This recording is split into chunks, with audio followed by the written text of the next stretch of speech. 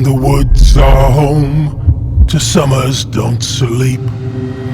So sit thee down and hear me tell of the woods that stand on Casterfell.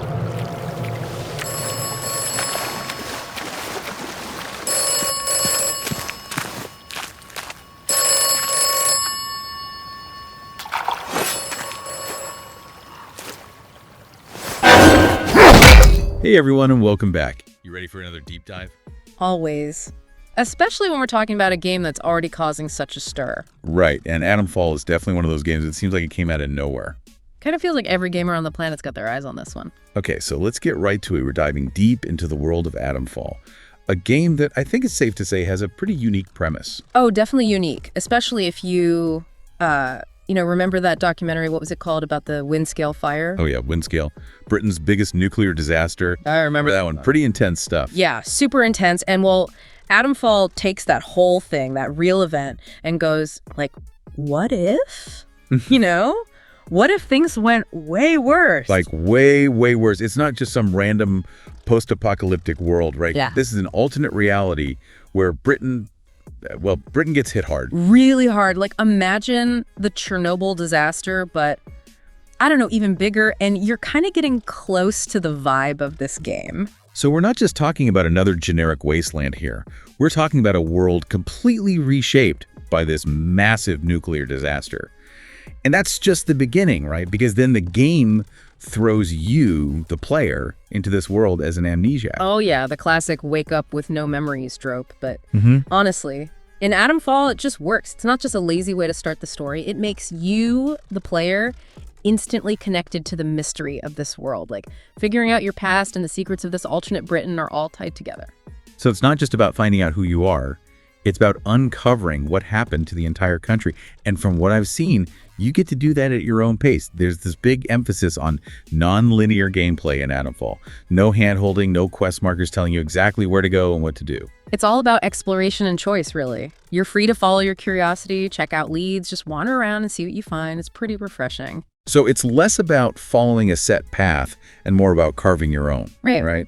I kind of dig that. But honestly, does that mean they ditch the difficulty settings too? Those old school, easy, normal, hard choices? I see where you're coming from, but Atomfall's got something way more interesting than just difficulty levels. It's got, they call them playstyle settings, and those impact things like how scarce resources are, how tough the combat is, So wait, so instead of picking easy or hard, you're picking, like survivalist or explorer? Exactly. It's less about picking a difficulty and more about tailoring the whole experience to how you want to play. Like, if you want that hardcore survival feel where every bullet matters, yeah, crank that resource scarcity way up. But if you're more into exploring the world, figuring out the story, maybe you dial down the combat intensity a bit so you can focus more on the mystery and the atmosphere. Exactly. And that actually ties into the combat system itself, which is pretty unique too. No running and gunning here. This isn't your typical action game where you can just blast your way through everything. You actually got to think tactically. So strategy over brute force, I like that. Yeah.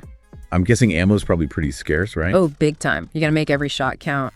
And the enemies, well, they're not stupid. They'll flank you, ambush you. You got to stay on your toes. And the game gives you some cool choices like, do you want to go in silent, using melee weapons, or risk a loud firefight with firearms? It's about adapting to each situation. It really sounds like every decision matters, which I like. But what about multiplayer? That's been kind of a mystery so far. We know they're planning on it, but the details are super vague. Any thoughts on what we can expect? That's the big question, isn't it? It's tough to say for sure. My hunch is that, well, given the focus on story and exploring this world, I bet they're going to prioritize a really immersive single-player experience, at least at launch. Yeah, it makes sense. You don't want to dilute that initial impact by trying to shoehorn in a bunch of multiplayer modes. I could definitely see some co-op or even competitive modes coming later on, though. Oh, totally. That'd be awesome, actually. But honestly, even if it's just single player, I'm already hooked. The visuals are insane. Just imagine these totally recognizable British landscapes, right? Yeah. But warped and twisted by radiation. It's this weird mix of familiar and totally alien, Yeah, I've seen some screenshots. Definitely eerie.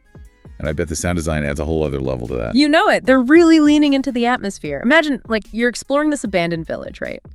All you hear is the wind, maybe some birds, and then this faint metallic scraping in the distance. Okay, yeah, that's creepy. I can already picture myself, like, jumping at every little sound. So, Atomfall is coming out on March 27th, 2025. Not that I'm counting down the Ds or anything, but okay. Yeah, maybe I am. Huh.